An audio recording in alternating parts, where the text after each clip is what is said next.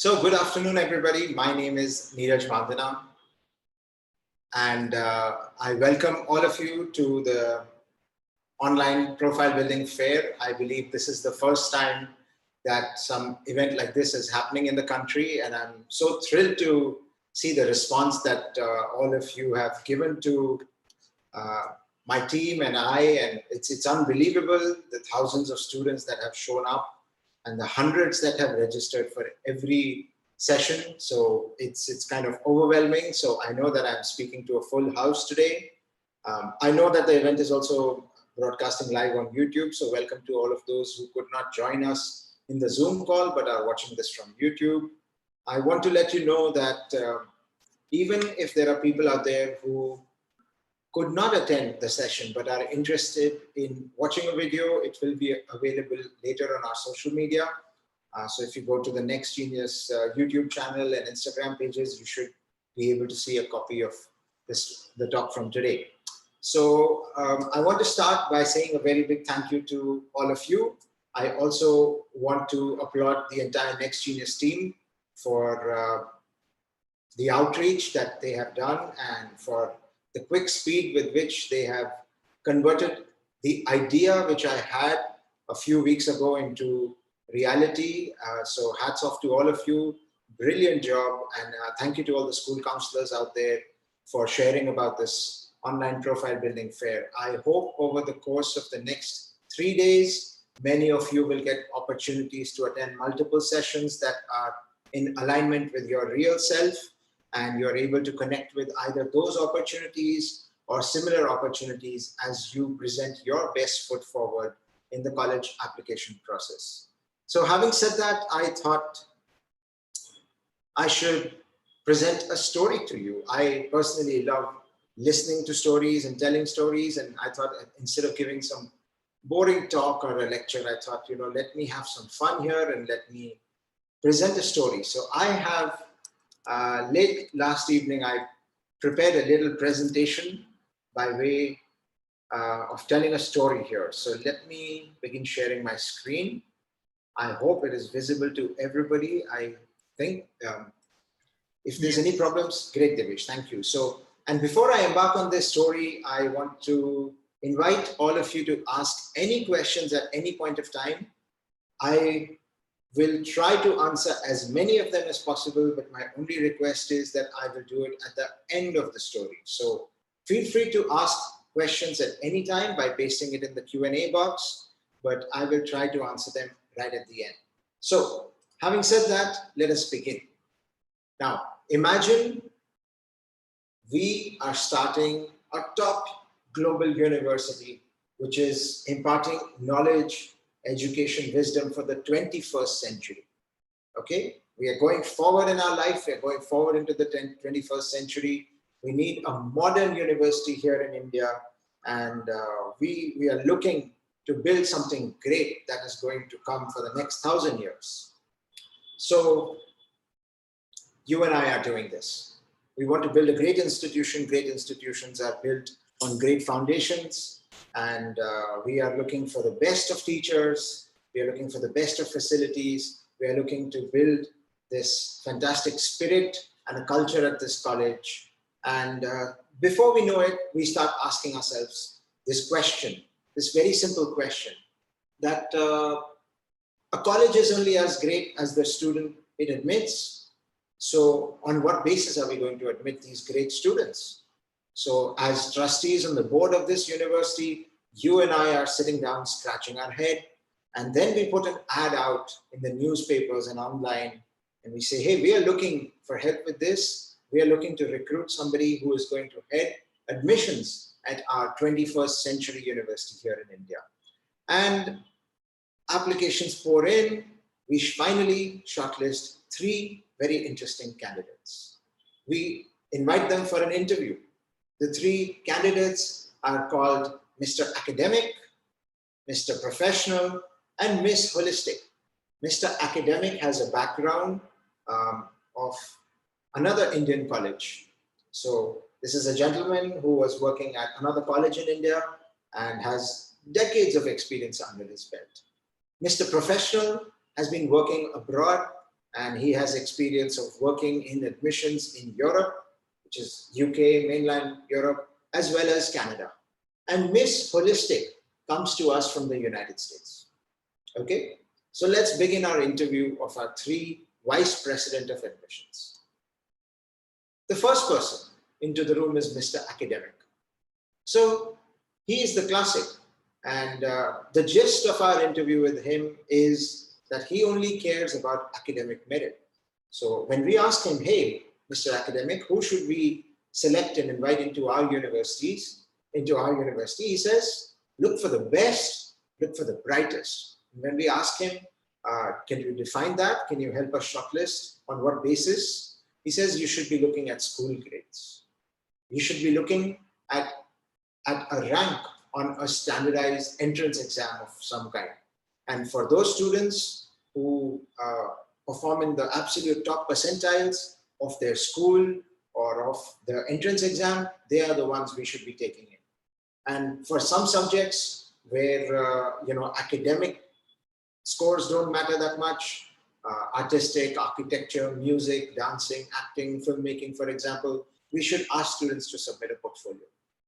Because of his classic background in India and decades of experience, he has seen this work, and he says that only the kids who have great scores are worthy of coming into our institution. So he likes to keep things simple. He likes to draw a line in the sand, and if you're above the line, you're in. If you're below the line, you're not in. As simple as that. But that sounds rather orthodox, conventional, perhaps even outdated for the 21st century. So, and we are not completely satisfied with it. So we then invite Mr. Oh, that's a typo, Mr. Professional. I told you I made this last night.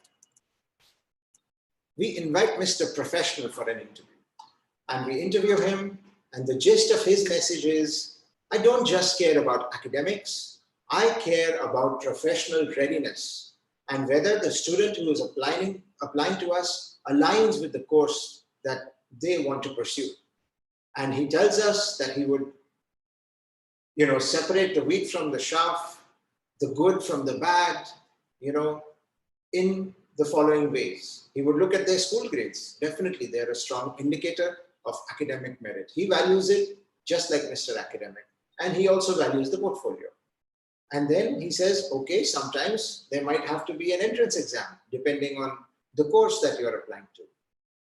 He then adds another piece into the application puzzle. He says, I would like these students to write a personal statement that highlights their motivation for what they want to study, why they want to study it, why they believe they are ready, what they are going to do with it once they graduate from our great university. Lastly, he mentions that he's looking for students who have done something, worked or gained some kind of job shadowing in the field that they are proposing to study. So for example, a student comes to us and says, I want to study biology. Mr. Professional tells me that and tells us that we should look whether that student has engaged with a career in biology outside of their school. So he really values this work experience. And lastly, Mr. Professional tells us that he would love to hear from teachers and of biology, for example, at the school where the student is coming from. So he says he presents himself as rather a sophisticated person. Remember, he's got 20 years of work experience in Canada and in Europe, and he definitely seems more impressive than the message that Mr. Academic puts in front of us. Certainly has a complex equation, and that's how he proposes that we should be shortlisting the best of students for our 21st century university. So we think about it, looks interesting. That's how they do it in Europe and Canada. And because we are building this 21st century university, we are considering, does this make sense for us? And then we invite the last candidate, Miss Holistic. Miss Holistic has flown down to India from the US to interview for our great 21st century university. And she tells us in the interview that she cares about 3 factors. The first thing she says is, are they smart? Look for kids who are smart. So just like her predecessors, just like Mr. Professional and Mr. Academic, her message is the same. The kids should do well at school. The kids should do well in any kind of standardized testing. We are looking for smart kids here. But then she goes on to add these new points. The second one she says is, are they cool? And cool is a very broad word, isn't it? So, but she says, I'm going to tell you how we judge cool. So she says, look for students who have an edge, who have that confidence, charisma, attitude, personality, who are dynamic, who look like leaders, So it shouldn't just be book smart, they should be life smart. We are looking for cool kids here. The third thing she says is, if a student is smart and they're cool, they could go to any college. Why should they come to our 21st century great university? And she tells us that we should look for that factor X, that the student in their application should be able to demonstrate to us that they know why they're coming to our college. And it should be a win-win scenario for both of us. She says that, students in her experience who did not look at this factor ultimately ended up in colleges where perhaps the college was a really famous one, but when you ask them later that, did you enjoy it? Are you highly satisfied by your college experience? Did you enjoy learning and studying at this institution? Will you cherish this years and decades from now? They said no. So that's why she said the third thing is very important. We are going to look, if you recruit me, for three things. Is a student smart? Are they cool? And are we right for each other? And that's a two-way street, not a one-way street. So having conducted our interview, we are so impressed with all three, we decide to give another opportunity to Miss Holistic. She has a very kind of holistic or comprehensive message for us. And we are very curious that how are you going to judge this? And she presents us with this simple diagram. She presents us with another parable, which is this hurdle jump race. And she says that at the end of this race is our great 21st century university. And all the students are here. And for those who jump over 1, and those who jump over 2, and those who jump over 3, there is an award waiting. They will get to come to our great 21st century university. So we ask her, hey, what is hurdle number 1?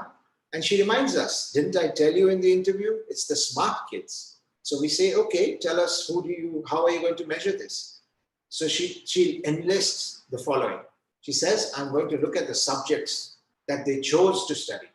So for those of you who are studying in the international curriculum, IGCSE A levels, or the IB, AP, you have a great choice, in the subjects that you want to study.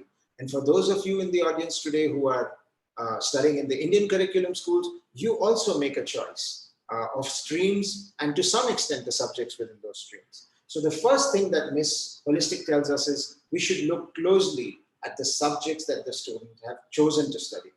Second thing she tells us is that we should look not just at year-end marks, for example, at the 10th end or 12th end, we should look at the curve right across 9th to 12th standard and see if that curve is going up or has stayed up, so that reveals how a student has been consistent and motivated in the classroom.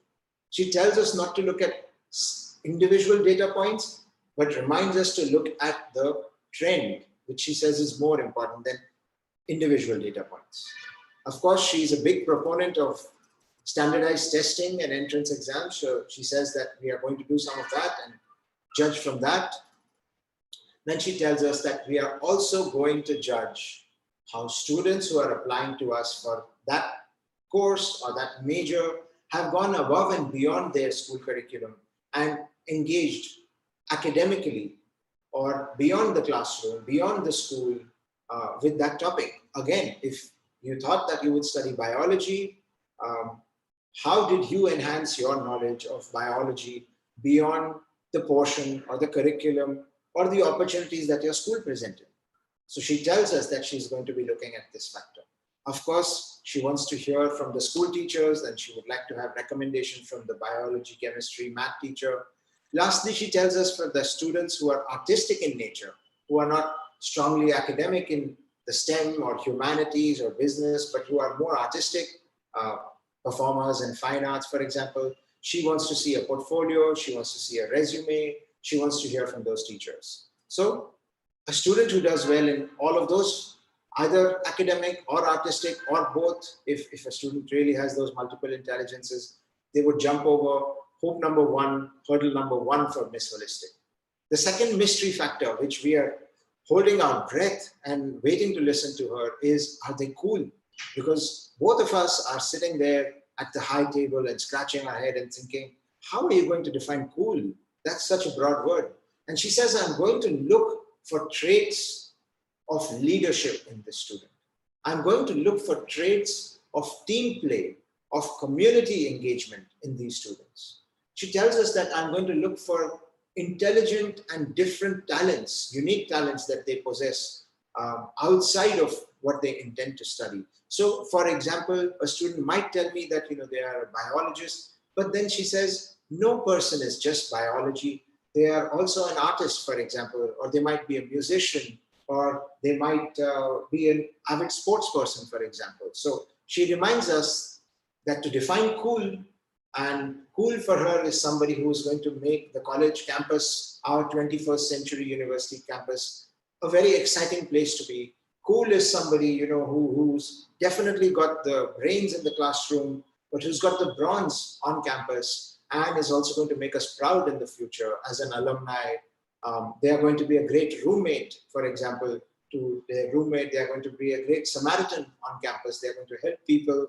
They're going to participate in things. They're going to start things. They are going to nurture things. And when I say things, it could be anything from sport to a club to a society to literally anything under your nose.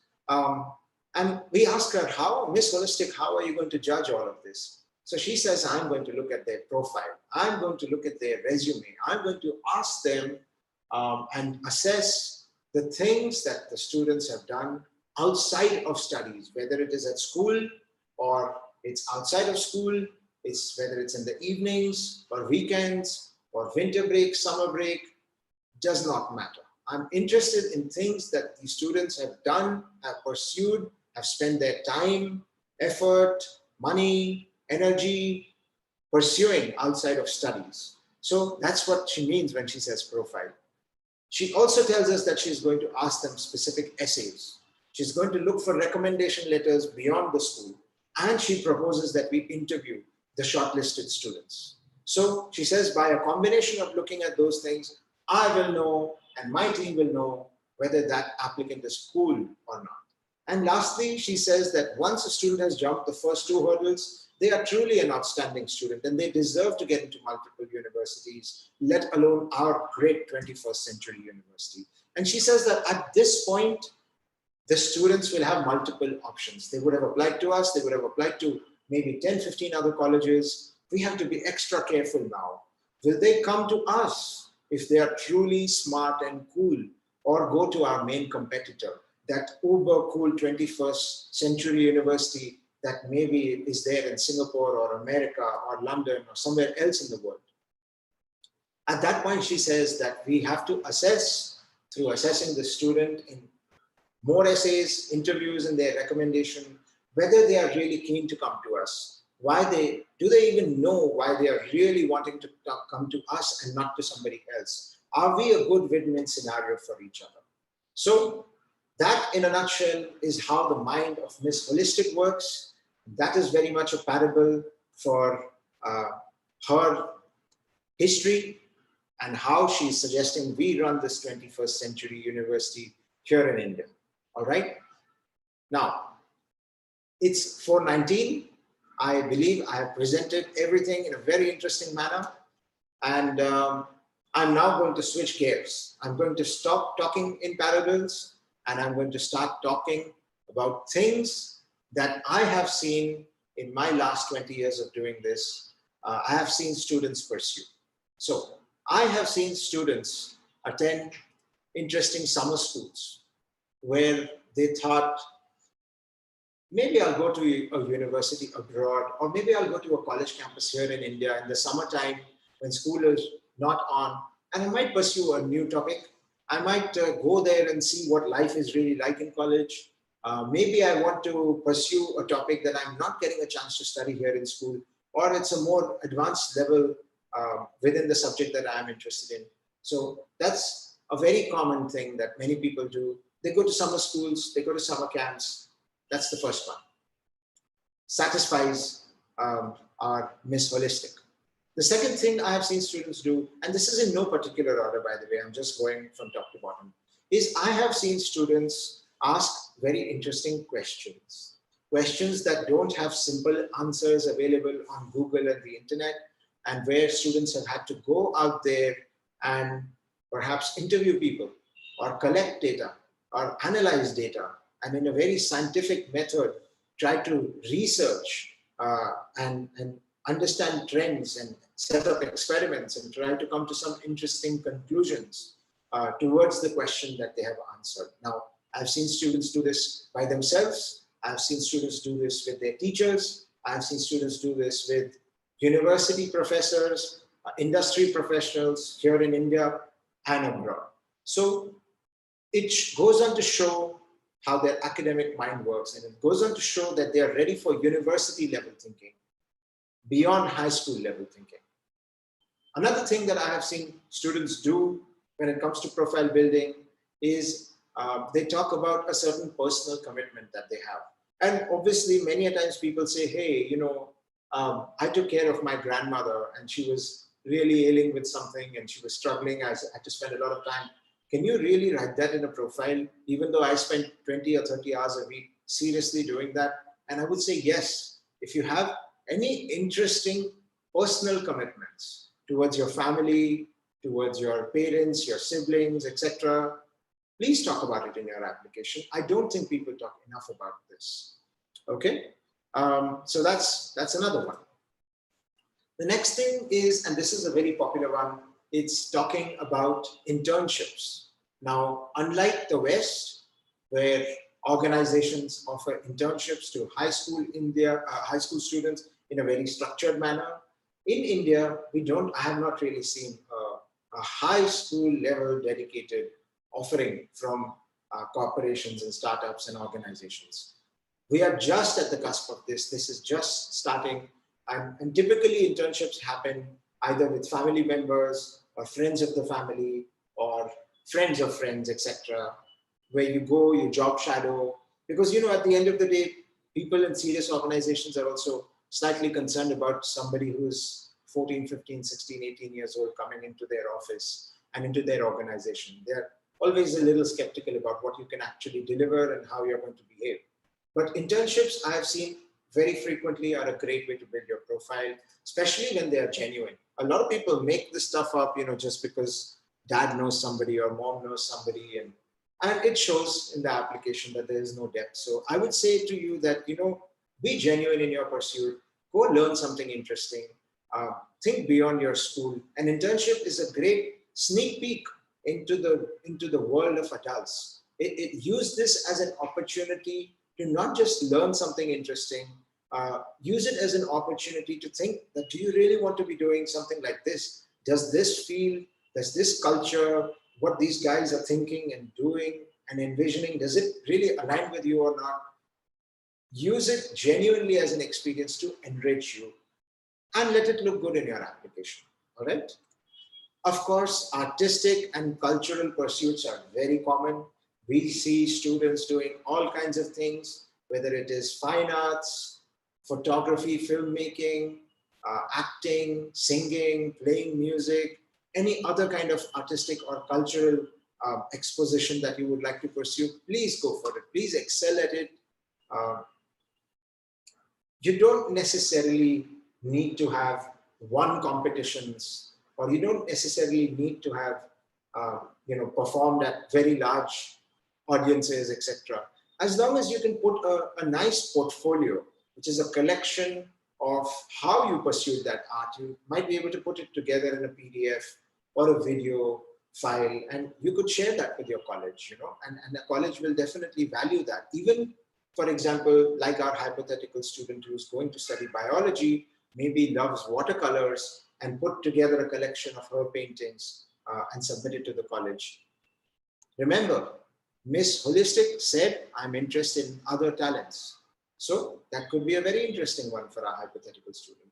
Athletics, everything I have said for artistic pursuit is ditto for athletics. So please pursue, rather than too many sports, I would say focus and get it together for maybe 1, 2, or 3 sports, not more than that. I know the students who are very athletic, they love to play all the games. I would encourage you to excel rather than go very broad when it comes to athletics. I have even seen students start their own businesses and start their own companies and start their own organizations, whether they are for profit or not for profit, or an organization that is focused towards social change. Everything from an interesting sort of media channel to a radio channel to a company that sells ice cream to starting an NGO. I mean, the world is your oyster. You have an idea, you have a solution, you have innovated something interesting, you think you can fix a problem, you're entrepreneurial in nature, go for it, all right? Please, there is nothing in any rule book which says that you can only start a company if you're a graduate of college X. I have seen entrepreneurs very, very young, single digit age. So if you believe this is you, please go ahead and start your own company or your organization. Always looks great in your profile. And be ready to demonstrate what you have achieved. And very honestly, most startups fail. Nothing wrong with that. It's a great learning experience. And if you have failed, then talk about your learnings. Most of the successful entrepreneurs of the world failed in their first couple of attempts. All right. So there's no shame there. It's a great learning experience. Whether successful or failure, speak positively about it. All right. The next one I've seen students do is attend industry conferences. Again, let's go back to our hypothetical example of the girl who wanted to study biology. And last year, she got a chance to attend a conference of microbiology. And even though she was just a 10th standard student, she got a chance as a visitor or a student attendee. She attended that conference. She had exposure to very, very higher order thinking. 90% of what was being spoken about in that conference or that fair, she did not technically understand. 10% she had some idea of what was going on. But guess what? That 10% was also enough. It really expanded her mindset and perspective, really gave her exposure to where that field is going and who the stalwarts of that field are, and gave her really good insights into how she should be shaping her and nurturing her interest in biology, both at college and beyond. So things like this also look very good. For those of you who have been lucky enough either to host a student from another part of the country or another part of the world and travel yourself as an exchange student to another region, will know that being a student exchange student is a very interesting cultural experience and a very interesting experience in personal growth.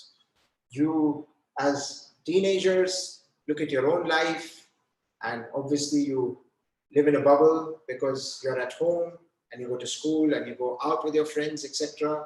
But you haven't really gone out and looked at the world from the eyes of other people, strangers. And that is what happens when you go on an exchange and when you go to another country and you live at the home of a student whose family is so different from you, they live differently from you, their priorities, values, language, food, living style, everything is different. And it kind of makes you think, wow, life can be different. And what I thought was right may not necessarily always be the only way. And definitely it expands your mindset, your perspective, and perhaps makes it ready to accept the diversity that exists in this world, right? So colleges value that. Colleges value that cultural quotient and cultural maturity. So exchange student, great, great experience. School leadership, obviously not everybody can do it. I would love to see all students lead at school in some way or the other, but it's logistically difficult. Um, but for those of you who can go for leadership roles in your council, sports captain, house captain, head of MUN, head of a club, etc., etc., please demonstrate that.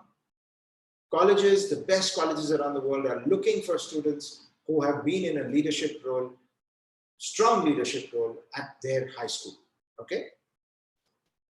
Skill building, such a broad word, right? I mean, it could be any kind of skill. We could talk about Excel and how good you are at Excel.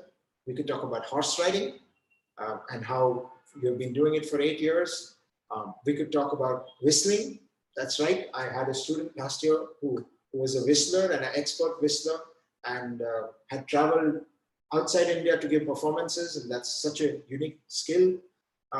Anything, okay? Anything that you can imagine, whether related to your subject of choice or it's a unique talent, okay? Even I've had kids who did magic, and that was just so much fun because you know what, that would be a great conversation starter at any dinner, or it would be a great icebreaker at any social event that that person would go to, whether they choose to become an engineer or a politician. Doesn't matter, it's still an interesting skill, okay? And who knows how that might connect to what they're going to do later in their life. So excel in a skill, identify some skills that align with you and excel at them. That is what we are looking for. Community engagement, Ms. Holistic tells us, is so important, and I couldn't agree more. Colleges are looking, the great colleges of the world are looking for students who think beyond themselves, who don't think I all the time, who think we, us. And one great way to demonstrate this is to engage with people around you and try to make their life better in some way. Now, the classic examples that come to mind are always helping families and students from low-income background, older people, people with certain diseases or disabilities. But honestly, I would say free your mind and think beyond. You might want to add value to lives of people who are around you, and that could be your mother's friends. It doesn't have to be a population that is ailing in some way, It can be anybody. Colleges are looking to see how you engage with interesting sets of people around you. It does not mean community service. Therefore, I did not write community service. I wrote community engagement, okay? It could be something as interesting as you starting a reading club for people of all ages who are interested in reading books, That's another great way to show that you're engaging with people who are different from you, but live in the same vicinity as you or online and who have a common interest. Okay, so think beyond the I and think about us. Look at a certain population, subset of people and say, I would like to engage with them and do something meaningful. That's community engagement for you in a nutshell. Learning new languages is always very exciting. And we know that students whose minds are shaped differently because from a younger age, they are multilingual. They speak 3, 4, 5, 7, 8, 10 languages. The way these people build relationships with others around them on the basis of the fluency in the language of those other people, it's a huge value add to your application, and colleges really love this thing. So maybe you live here in India and maybe you speak English, Hindi, Tamil, your mother tongue, but then you reached out and learned another regional language in India, or you learned a foreign language in India, okay? So that looks good. So the popular ones I have seen are Spanish, French, German. The rarer ones I have seen are Arabic, Russian, Japanese, Chinese. The rarest one that I ever saw a kid speak was Burmese, which I thought was so interesting, all right? So languages. And the last one is hobbies. So if you have an interesting hobby, please talk about that. Please pursue excellence within that hobby. Simple example that comes to my mind is stamp collection, right? I used to be a stamp collector when I was a kid and had all these massive piles of books, taught me a great deal about geography and the world and so many countries around us, and ultimately focusing on the picture that was presented on the stamp helped me realize that that was important for that country. So a picture of Queen Elizabeth on the stamp of the UK and 20,000 stamps of different colors of Queen Elizabeth fascinated me. Mahatma Gandhi on India, you know, Jomo Kenyatta on Kenya. So you learn a lot about politics, culture, society, geography, international relations, life through stamps. And that's just its stamps. Now, you might have a different hobby. All I would say is excel in the hobby, really deeply engage with it. So here are some 15, 20 examples of things that I have seen students successfully pursue and successfully go to the top colleges around the world. Okay. Now, my last message for you is, and this is my homework for you, is if you really want to do a good job of building your profile, I would suggest you not to look outside in the world. I would suggest you to look inside. The success, the secret to the success lies within you. The beauty lies within you. And don't look outside and say, hey, I wonder what this college is looking for when they say profile. What are they looking for? What is the world doing? It doesn't matter. What matters is who you are and how you recognize your uniqueness. And that's the beauty of it. You should be honest to yourself. You never can lie to yourself anyways. But in building your profile, focus on what feels right to you. So in order to determine whether to pursue something or not to pursue something, look at it, look at yourself, and honestly ask yourself, does this opportunity really align with me? And when I say me, think about your natural talents and your natural abilities and things that come naturally to you. Think about previous skills that you have developed in certain direction and think, do I love playing the guitar, for example? I really want to excel in it? Go for it, that it feels right. Third, I would say pursue your interests, passions, curiosities. Okay, each and every student I have ever met in my life was curious about something. And I encourage them to pursue that curiosity. So many interesting things came out of it, okay? People have all kinds of curiosities. Be honest and go make a genuine effort in that direction. Guess what? The more unique it is, the more unique your application looks. So because you were true to that voice inside of you, you are now looking successful in college application. Look at your personality, look at your attitude, look at your fears, and then look at the opportunities in front of you and say, does this really align with who I am? Look at your family background and the opportunities that come to you because of that. When you're pursuing something, think carefully. Does this really align with my vision for myself and what I want to do? Does it align with my values? Please go ahead and pursue. If you somewhere hesitate, pause and think carefully before you embark on that journey. Okay? So the secret to doing well in profile building is to look within. There is no magic formula. There is no secret equation to this thing.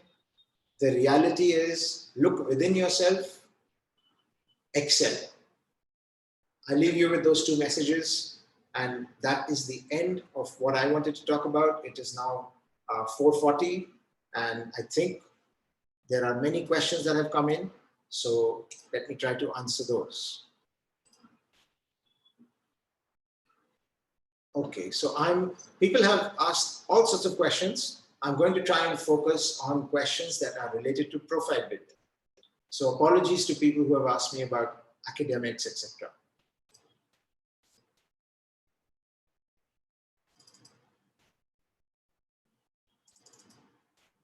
Okay, so one question is, do both Mr. Professional and Miss Holistic care about additional knowledge the child has pursued and extra efforts they have taken to acquire that knowledge? Or is it the criteria of interest for only Miss Holistic? I would say that Miss Holistic cares about that more. Uh, I said I'm going to speak in parable. So I presented you Mr. Academic, Mr. Professional, and Miss Holistic. Mr. Academic is how we do college admissions here in India. We look at a single factor. Mr. Professional's approach is how they do admissions in the UK, in mainland Europe, in Canada. And Miss Professional is how they do admissions in the US. And this question, the answer is very simple. Only Miss Holistic cares about it.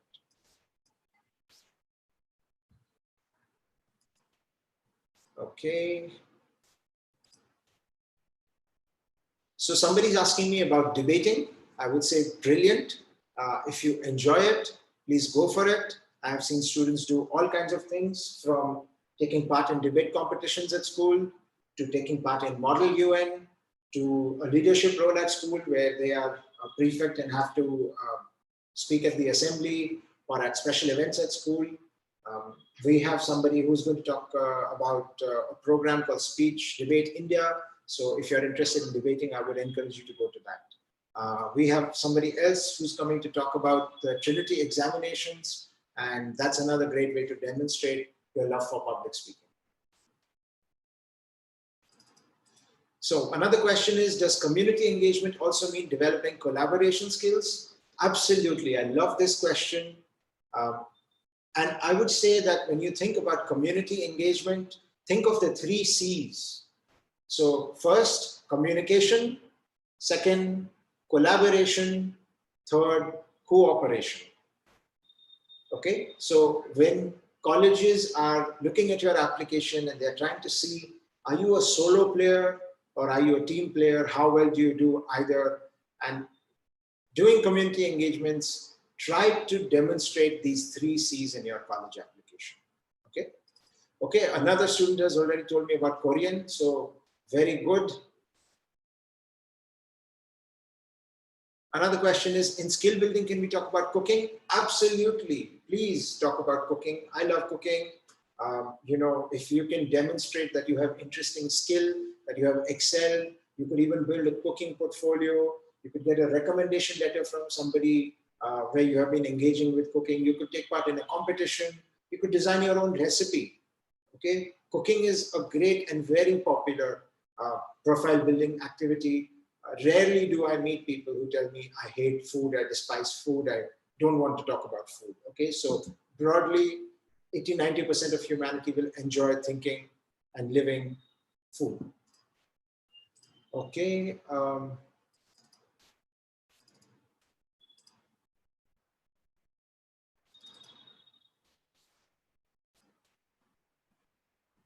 What would be the best way to find an internship opportunity in India? This is a very good question. Okay, I would say that this is a conversation you need to have with the grown-ups around you. Your parents, your uncles and aunts, your neighbors. And you must encourage them to help you find an unofficial, informal internship with an organization or an individual that you are finding yourself attracted to. For example, you might think, hey, maybe, you know, I like math, I like to draw, maybe I'll be an architect, you know. I love thinking about structure and building, but I have no idea what architecture really is because I never studied it at 9th, 10th, 11th, 12th. How am I supposed to suddenly one day say, I'm going to be this great famous architect of the world? So I think I'm going to go talk to my dad and ask him if he knows any architects. And so then later that night, I went and spoke to my father and he said, yes, one of his college friends is an architect. So both of us went and decided to go have a conversation with that gentleman. And I presented my case. I brought along a resume. I told them that I was thinking of perhaps pursuing architecture. I asked them for their guidance and advice and asked them about what is the future of this field and asked them to look at me and say, you know, if this is who I am, and these are my interests, this is my vision, do you think it aligns with what an architect does? And if, you know, if they said, yes, this all sounds relatively okay, and I would request them that, can I do a work on a small project in your office for some time to watch how you all work, how you approach a project, how you sign a client, how you deliver a design. And if before I come to that internship, is there something that I need to learn? And what will be the outcome of that internship? Would you like me to make a presentation to the office or write a report or etc., etc.? So the message for you is very simple. Look within the network of your parents and family and neighbors and try to structure something interesting. Don't just say, I'm here for an internship and I'm going to sit in this office corner for every day from morning to afternoon and bye-bye. You know, engage with it properly. You will learn something very interesting. So how do you go about starting a company or entrepreneurship during this pandemic? This is a brilliant question. And the reality is like this. It's very simple. You are experiencing an online profile building fair. This is a classic example of entrepreneurship. Whoever said that things can't be done because there is a pandemic?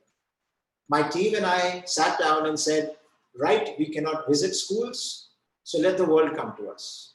You are here today, aren't you? So think out of the box. Entrepreneurs think out of the box. They make things happen.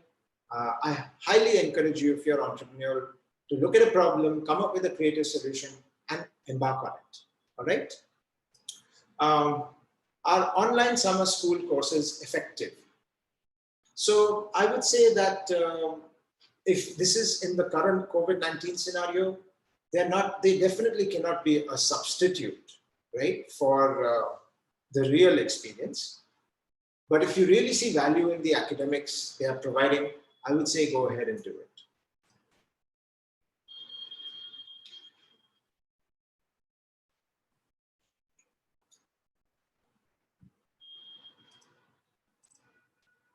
Somebody's asking me about acting. Absolutely, great profile builder. And I would say that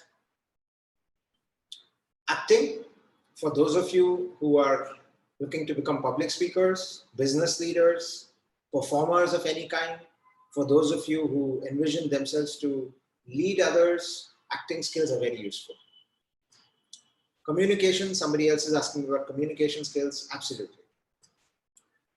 Okay, so I can see that now the questions run into the 2 digits. Definitely will not be able to answer all of them in the next 5 minutes. So let me cherry pick.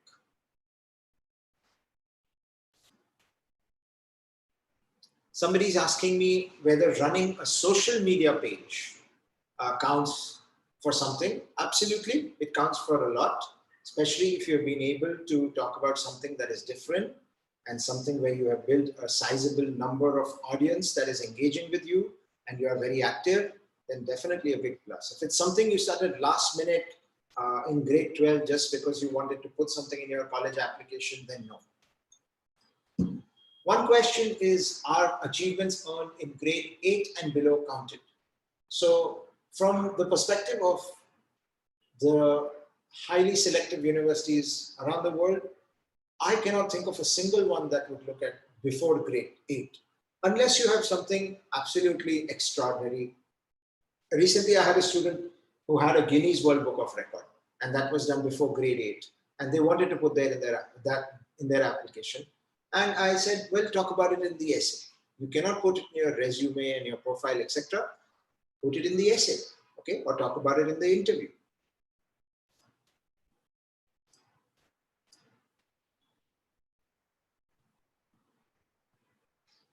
Okay, here is another interesting question.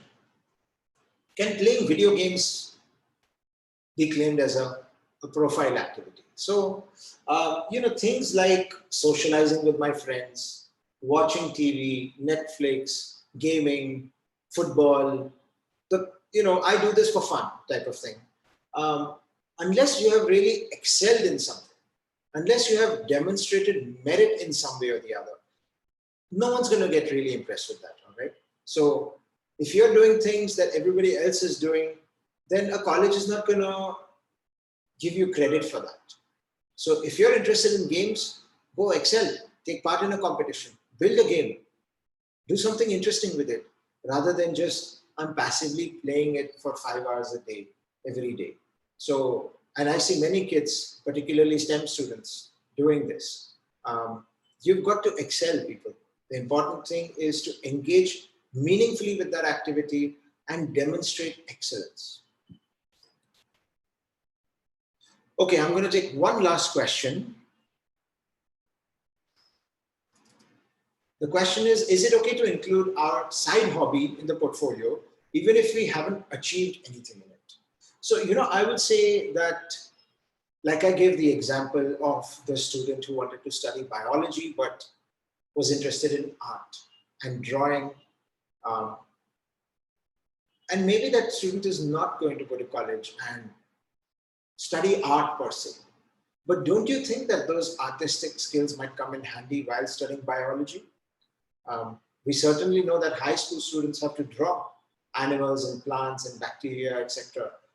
While studying biology between grade 9 to 12. It's only going to intensify when you go to college. So you never know how things are going to be related. You might be talking about cooking as a side hobby, but then you're going into business school and marketing, and suddenly you might realize that the two are coming together and you are selling food, or you are talking about hospitality experience. So you never know how things are going to overlap. If you care about it, if you have excelled at it, definitely put it in your application. All right. And I really apologize to all of you. A, the time is up, and B, I certainly cannot answer all 50 questions here today. I invite you to reach out to the Next Genius Foundation, and we would be happy to work with you. Thank you, Devesh, and the entire team for having me today. I hope this was a useful experience for all of you.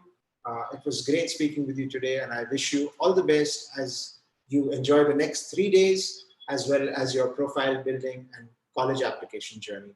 Good luck to all of you, and goodbye.